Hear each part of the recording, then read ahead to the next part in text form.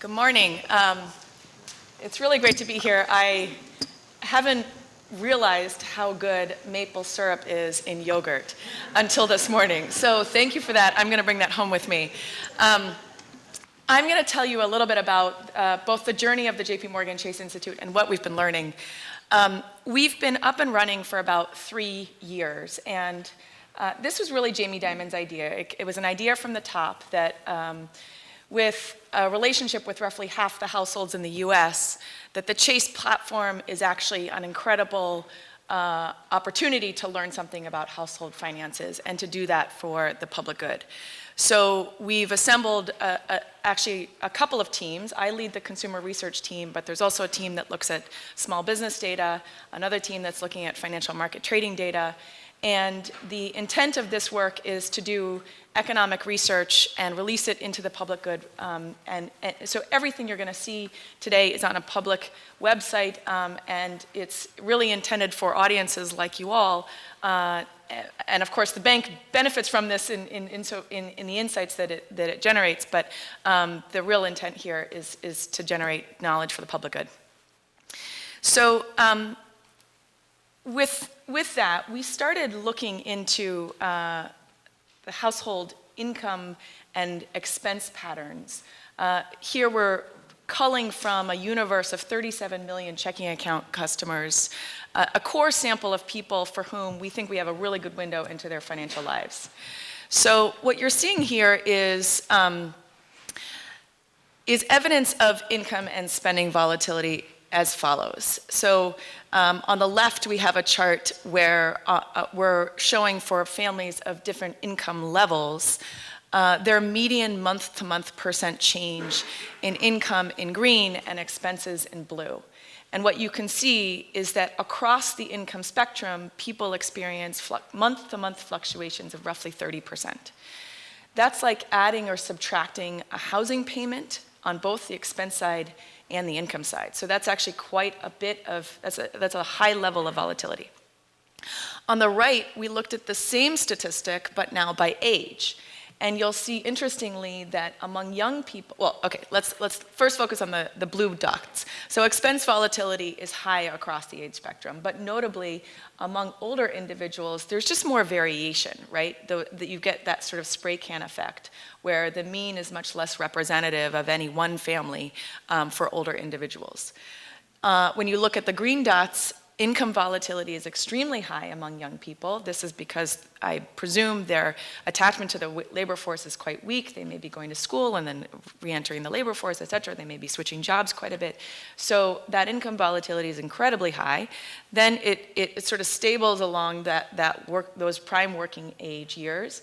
And then at around 65, when many people are starting to retire, it drops. And that's when people are moving on to fixed incomes, their retirement distributions, Social Security, that type of thing. But what's interesting about this is that when we did a different scatter plot where we actually mapped the expense volatility and the income volatility together, right, where if they moved in tandem, you would expect all those dots to line up along the 45-degree line, we didn't observe that they move in tandem. And in fact, the correlation between income and expense fluctuations was roughly 0.1, low.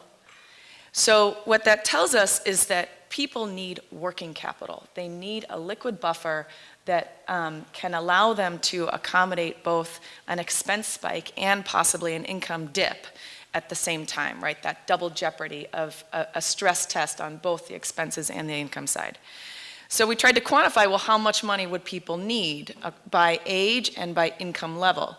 And you'll see that, so for young people, even though they experience high levels of income volatility, actually their expense levels are quite a bit lower. And so the buffer that one would need just to weather median fluctuations would range between $1,400 to $2,700. Of course, you know, in that middle age bucket, 45 to 54, the buffer needed is quite quite a bit wider ranging from 3,600 to 5,300.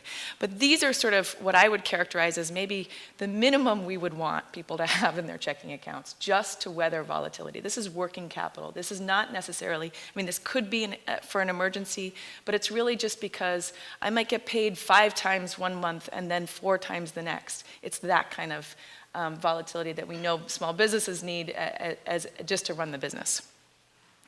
So I'm going to dive a little bit into the income side and the sources of income volatility, and then give you 2 examples of how this is impacting families. So if we just look at the sources of income on the left, this is just a distribution of, where does income come from? Obviously, the lion's share of the income comes from labor, 71%.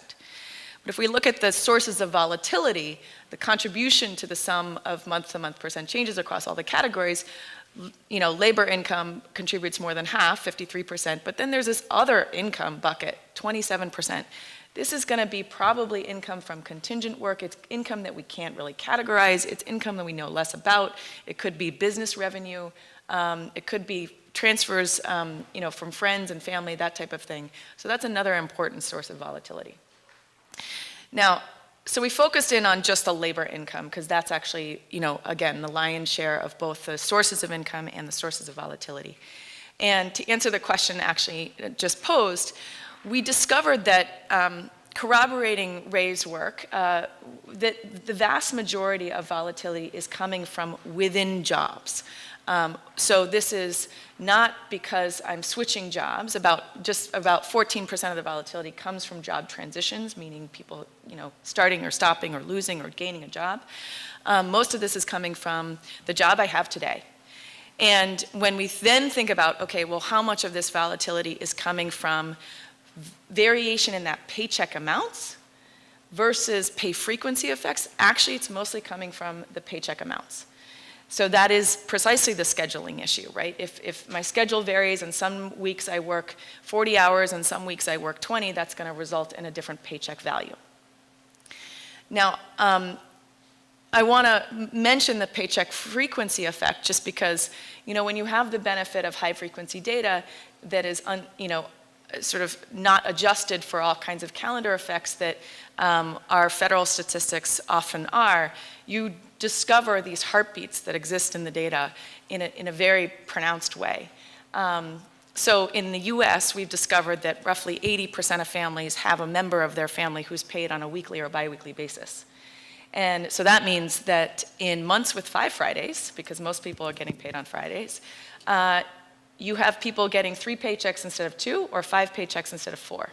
And so when we looked at the heartbeat of labor income, or total income, frankly, because labor represents so much of the total, you see these very predictable spikes, and we thought it was a data issue, and then until we lined it up against the calendar and realized those are all the months with 5 Fridays.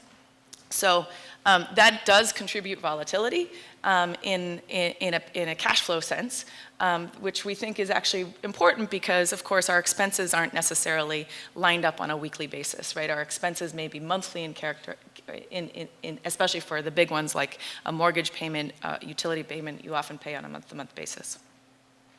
All right, so 2 applications of where we see this income volatility kind of cropping up in people's lives.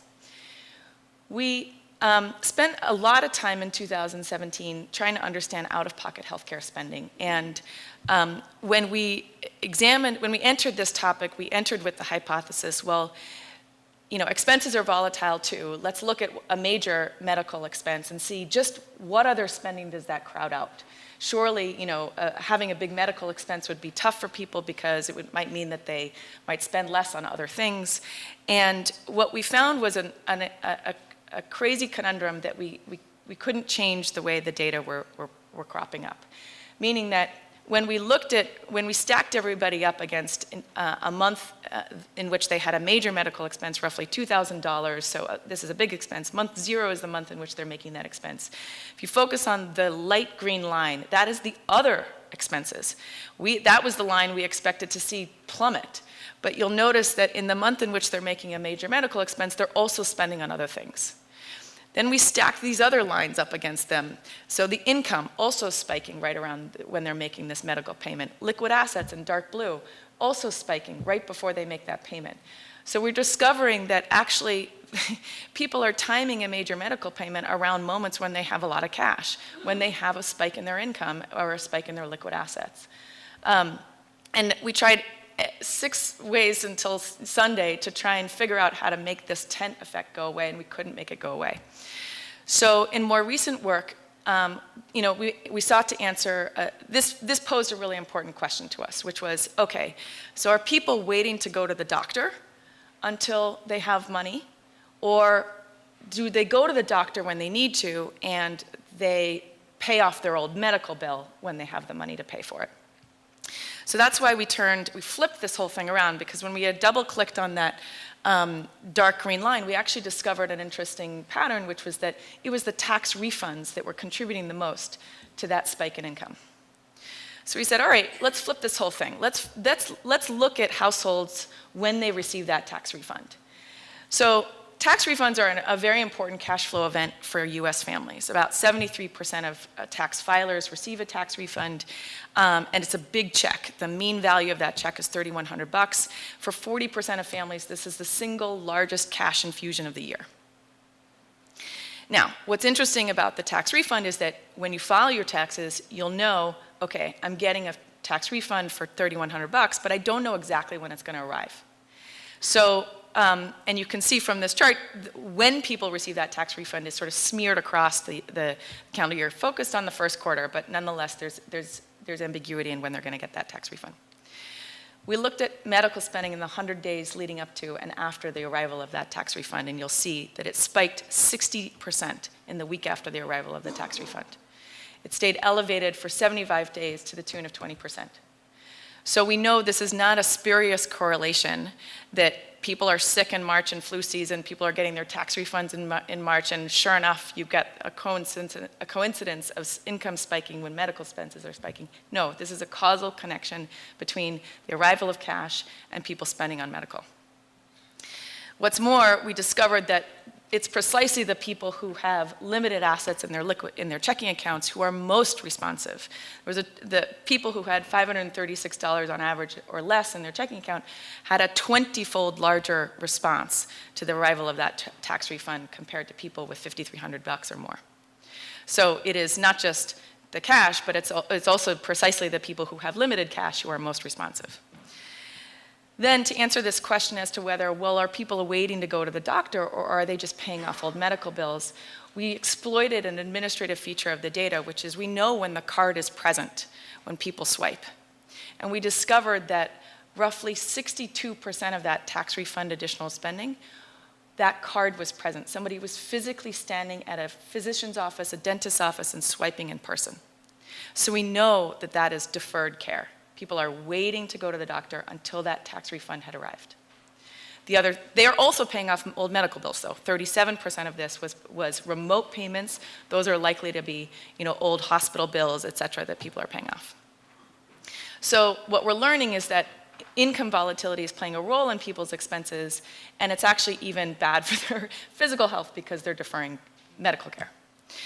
All right, a second application, just very briefly.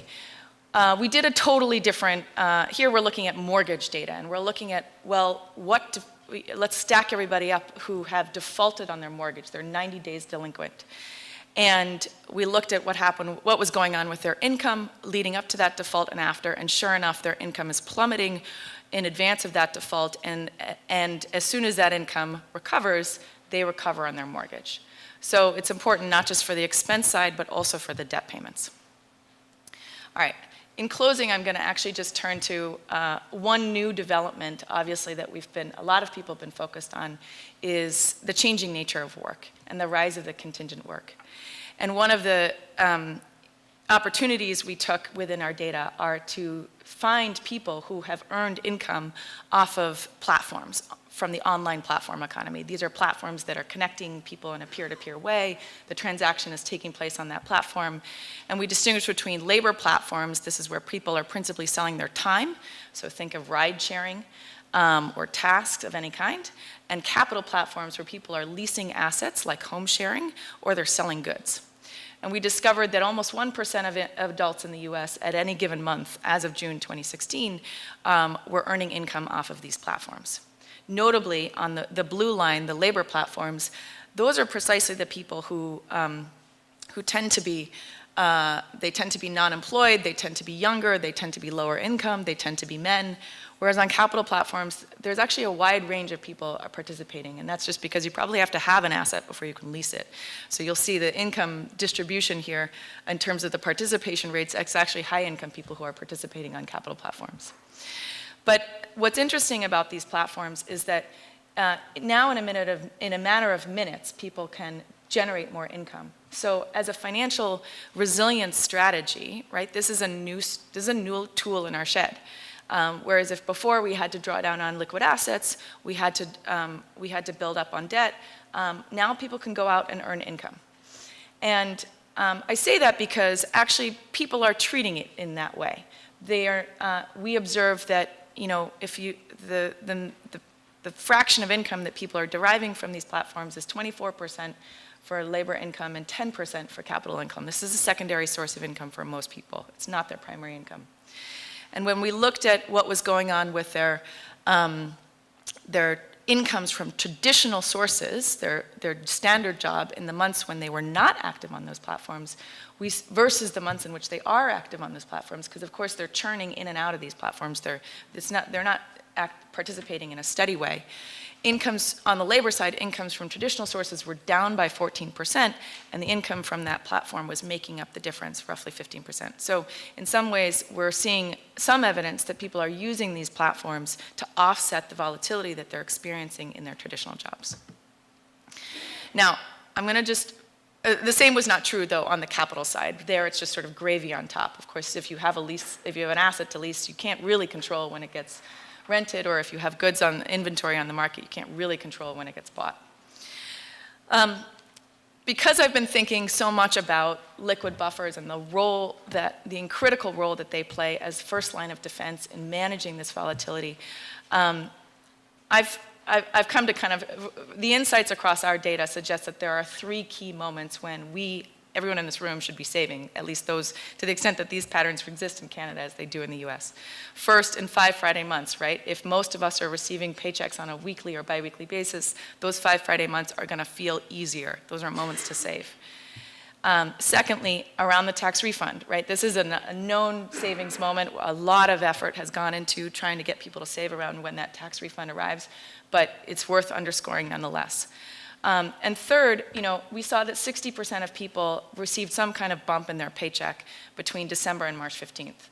And that could be end of year pay, extra hours, end of year commissions, bonuses, what have you. But those paycheck value spikes are an important savings moment. So in some sense, one of the implications of income volatility is if you're not using those spikes in income to save, you're screwed. So it is a technical term, but I end with it just because income volatility isn't just about the dips, it's also about the spikes. And so recognizing when those are occurring and taking advantage of them is critically important. Thank you. Thank you so much, Fiona.